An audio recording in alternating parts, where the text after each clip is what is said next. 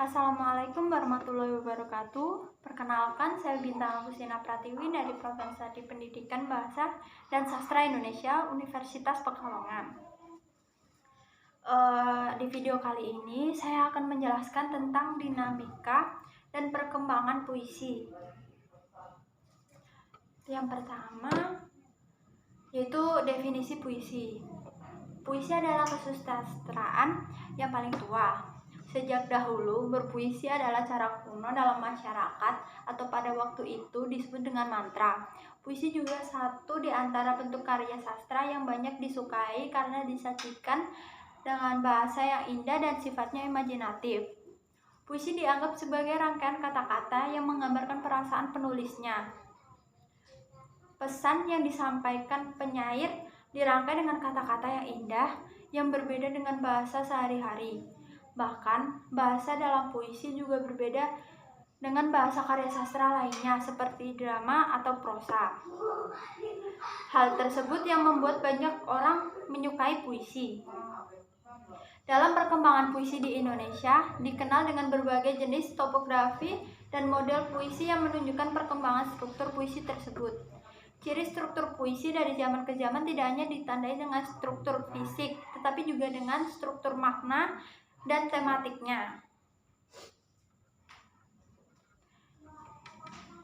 Dalam perkembangan puisi di Indonesia, ada berbagai perkembangan, antara lain yang pertama ada Balai Pustaka.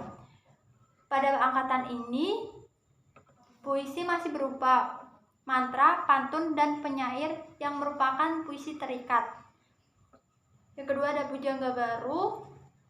Jika angkatan Balai Pustaka menuliskan puisi masih banyak dipengaruhi oleh puisi lama, maka pada angkatan ini diciptakan puisi baru yang melepaskan ikatan-ikatan puisi lama. Pada angkatan 45, jika pada periode sebelumnya melakukan pembaharuan terhadap bentuk puisi, atau periode ini dilakukan perubahan menyeluruh, bentuk puisi, soneta, tersina, dan sebagainya tidak dipergunakan lagi. Periode 1953 sampai 1961. Jika pada angkatan 1945 yang menyuarakan kemerdekaan, semangat perjuangan, dan patriotisme, maka pada periode ini membicarakan masalah kemasyarakatan yang menyangkut warna kedaerahan. Angkatan 66, masa ini didominasi oleh sajak demonstrasi atau sajak protes yang dibaca untuk mengobarkan semangat para pemuda dalam aksi demonstrasi. Seperti pada tahun 1966 ketika sedang terjadi demonstrasi para pelajar dan mahasiswa terhadap pemerintah Orde Lama. Yang terakhir ada puisi kontemporer.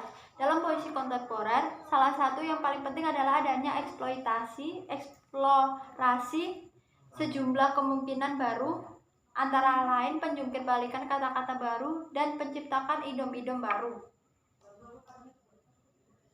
Ciri-ciri puisi. Ciri-ciri puisi lama, biasanya nama pengarangnya tidak diketahui.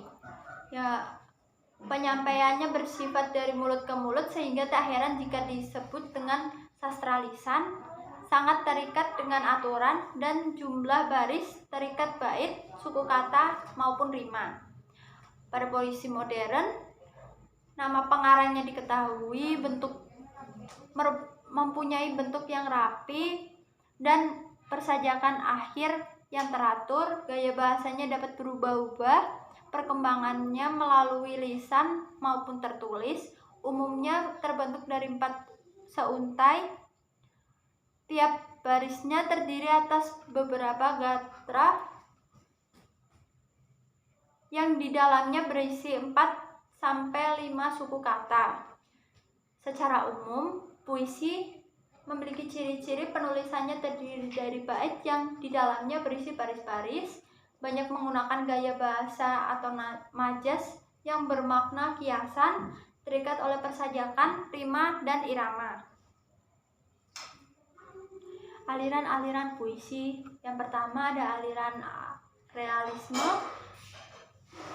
yang kedua ada aliran ekspresionalisme, yang ketiga ada aliran impresionisme, yang keempat ada aliran romantisme, yang kelima ada aliran simbolisme, yang keenam ada aliran mistisme, yang ketujuh ada aliran surrealisme. Jenis-jenis puisi. Yang pertama ada distikon, yang kedua ada terzina, yang ketiga ada quatrain, yang keempat ada quints, yang kelima ada oktav atau stanza, yang keenam ada sektet, yang ketujuh ada septim, yang kedelapan ada soneta. Tokoh-tokoh pada angkatan 1990 sampai 1993. Yang pertama ada Muhammad Yamin, yang kedua ada Rostan Effendi, yang ketiga ada Sanwi Sepane, yang keempat ada Merari Siregar, yang kelima ada Marah Rusli, yang keenam ada Abdul Muiz, 7 Nur Sultan Iskandar, yang ke-8 Muhammad Kasim, yang ke-9 ada Sumam HS, yang ke-7 Amam Datuk Majoindo, yang ke-8 ada Tulis Sultan Sari, yang ke-12 ada Adi Negoro, dan lain-lain. Pada angkatan 1933 sampai 1945, Amir Hasan, Amin Spane, Sultan Takdir Ali Syabana, Jan Angel Tatengkeng, Asmara Hadi, AM Daeng Miala, Ali Hashim, Muhammad Zain Saidi, MR Dajoh, Abdul Rifai. Pada angkatan 1961 sampai 1969, yang pertama ada Taufik Ismail, Gunawan Muhammad, Sapardi Djoko Damono, 4 Mansur Samin, Hartojo Andang Jojo, yang ke-6 ada Pik Ardijanto Suprijadi, 7 ada Slamet Sukirnanto, yang ke-8 ada Tueti Heranti, ke-9 ada Abdul Hadi WM, 10 ada Darmanto CT. Pada angkatan 1969 sampai 1998,